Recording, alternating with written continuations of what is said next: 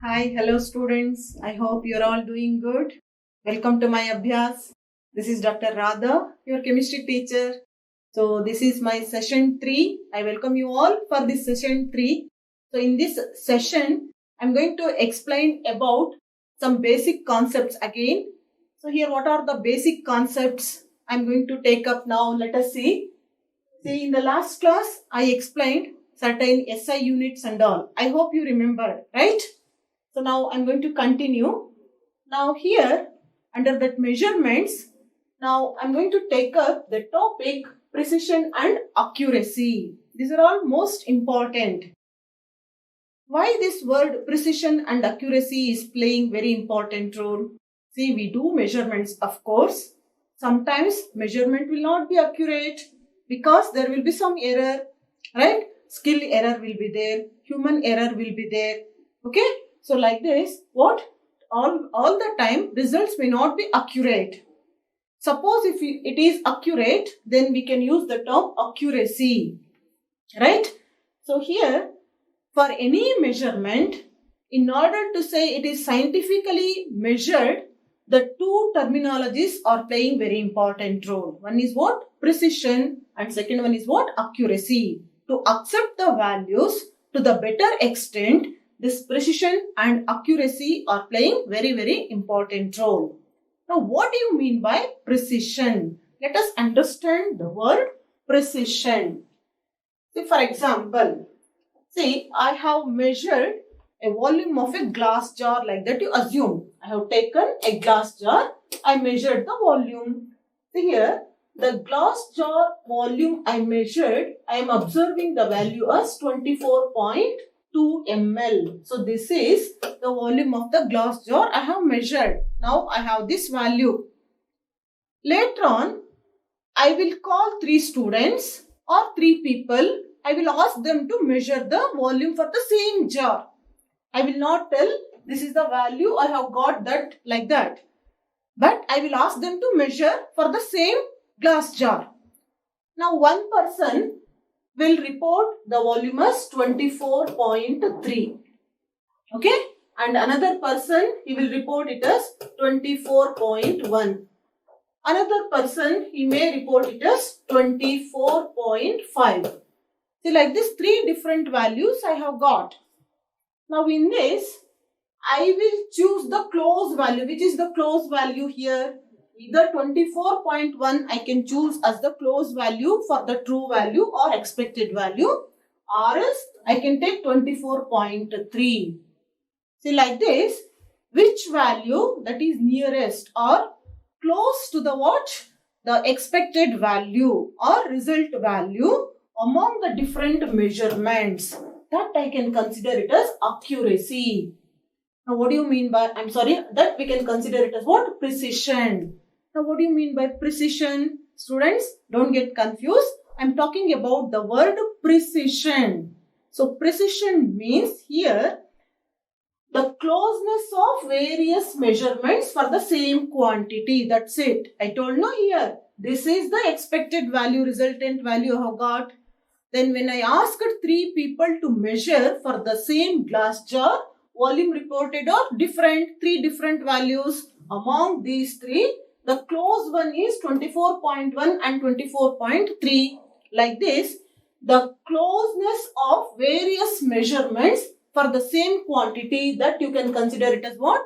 Precision. So precision means close value. Which value will be close to the expected value? That you can consider it as a precision. I hope you understood, right? So this is just for example I told. Next, here accuracy. What do you mean by accuracy? See, again I will take that same example. Of course, the glass jar volume I have measured, noted down as 24.2 ml. So this is the value that I have got. When I gave the same glass jar for 3 people and when I asked them to measure, the first person reported the volume is 24.3. Okay. The second person reported is 24.2. Third person reported is 24.5. See here, though 3 different values I have got, but when I consider among these three, the second value is exactly matching the what? Expected resultant value. So, the agreement of a particular value to the true value of the result. This I can what? I can take it as what? It is exactly as that of what expected. So, this agreement value to that of the what? Resultant value is known as what? Accuracy. Very accurate. That means there is no difference at all. It is matching fantastically. 100% match is there. So, that we call it as what you call it as a accuracy. So, here precision means what? Somewhat some deviation will be there, but the which value that is closest to the expected, that we can consider in precision. Some deviation is allowed. But in accuracy, there will not be any deviation. So, exact match of that measured value with that of what? Expected resultant value. So, like this, precision and accuracy can be defined. I hope you understood, right? So, sometimes if we get different values, see for example, this is showing 24.4 and 24.5 like that. If you take average, when you take average, if you get 24.2, then that value you can consider as what? Accuracy value. Suppose if you get three different values, in that case you have to take the average. If the average value is matching the resultant value, then you can consider it as what? Accurate. And the process is known as accuracy. Now, accuracy means agreement of a particular value to the true value of the result. Maybe average value or any one particular value among the measured value. Okay.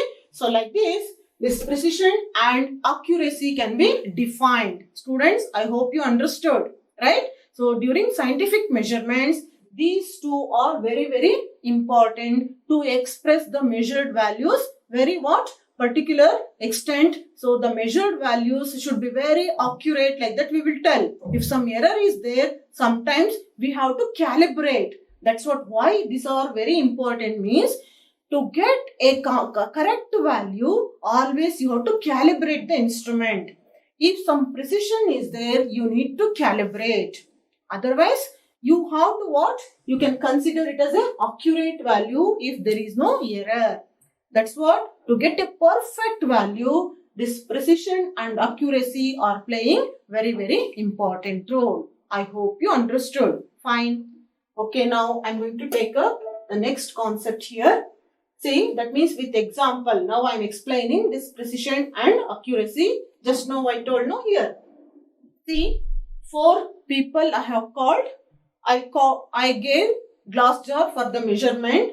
See here, the first person, I will consider him as a student A. He reported 24.3 and the second value 3 times I made him to measure the value 24.3, then 24.4, 24.1. These are the measurements, 3 different measurements made by the person A.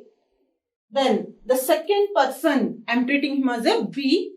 He also made 3 measurements. He got 24.89, 24.87, 24.88. See, like this, person C, person D also asked to measure the what? Volume of the glass jar. And all these 4 people, they measured the volume of the glass jar 3 times and they reported like this in a tabular form. Now, which value is accurate? Which value is not accurate? Which is precision? How can you judge? So, for that, this I have taken as an example. Now, I am going to explain this. The first case, student A value you consider here. See, 24.3, 24.4, 24.1. The resultant value, what I have got here, it is 24.2 ml. This is the standard value. Now, if you compare these values, of course, they are in very close agreement to the resultant value. So, this is precision. Okay. And later on, here, when you take average of this, what is going to happen? Almost you will get the same value. So, this is accurate. So, the measurement done by student A is very precise and accurate. Okay. Here, student B measured values. Now, you take The values are 24.89, 24.87, 24.88. So what happened here? These values are not what close to the expected value, right? So here they are not precise. Okay. Of course, 24.89, 24.87, 24.88, but they are not close to this digit. But here, almost what you are getting, the same value you are getting, 24.89, 24.87, 24.88. Now I can say it is a precise. First I told it is not a precise. How means here, it is not matching to the expected value like that I told. But all the three values what I am getting almost close to one another. The measurement that they have done almost close to one another. So this is precise. But it is not accurate. Why it is not accurate? Even if you take average also, you are not getting 24.2, or among these three, none of the values are matching the expected resultant value. So the second case, what I can tell, the values are precise because they are close to the one another. If the values are close to one another, then you can consider it as what? Precision. But they are not accurate because they are not matching with the expected value. Next, you take this third one. 24.3, 24.98, 25.4. So what you can say here? These values almost close, right? Precise. But here 24.3, 24.98, 25.4. See what is happening here? Some deviation is there. So you can say here, in this case, precision and accuracy is not there. Suppose if you take individual values, there is no precision, no accuracy here. When you take these, among these you can say precision. But when you compare to 24.2, there is no precision, no accuracy. Please don't get confused. The first one is precision and accuracy is there. In the second case, because the standard value I have taken is 24.2. So no precision, no accuracy. Is it clear now? With the standard value I am telling. Now take the case 3. See here, closeness is there. So precision is there, but there is no accuracy, right? Precision is there, but there is no accuracy. And you take this measurement done by the fourth student. See here what is happening here. Accuracy is there. When you take average, you will get what? Accurate value. Accuracy is there, but there is no precision because 24.5, 24.1, 23.9. So, no precision but accuracy is there when you take average for all these values. See, like this, you can decide whether the average values will close to the expected value or else any one value, particular value is matching the expected resultant value, or else the values that you have measured, if they have what exactly closeness to the expected value among the various measurement, you can judge whether precision and accuracy is there among those measurements or not. If not, means some correction factor has to be added, okay, in order to get accurate values. So this is how you can judge precision and accuracy for the given measurements, right? I hope you understood now. Now, I am taking my discussion to the next concept that we call it as a scientific notation. Students, please don't get confused. Only basic concepts we are discussing now. What and all basics we are going to use in chemistry that I have been explaining. Now, what do you mean by scientific notation?